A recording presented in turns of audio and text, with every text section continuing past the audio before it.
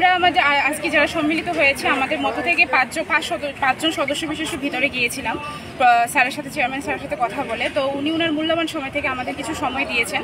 তো আমরা যেটুকু দাবি ছিল, যার জন্য আমরা এখানে এসেছিলাম, স্যারের কাছে যে আশ্বাসটা নিয়ে, সেই আশ্বাসটা আমরা ওনার সামনে রেখেছি।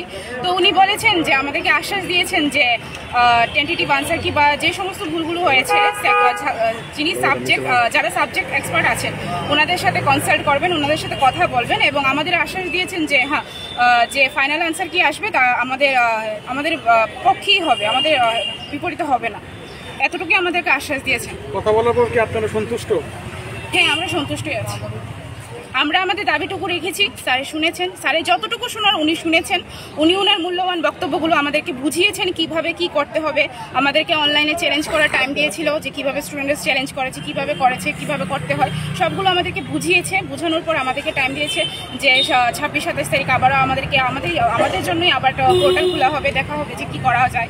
তারপর সাবজেক্ট এক্সপার্টের সাথে কথা বলবে এবং যে ফাইনাল আনসার কিটা আছে সেটা স্টুডেন্টদের পক্ষেই থাকবে। উনি এতটুকু আমাদেরকে আশ্বাস দিয়েছেন, এর থেকে বেশি আমাদেরকে কিছু জানায়নি।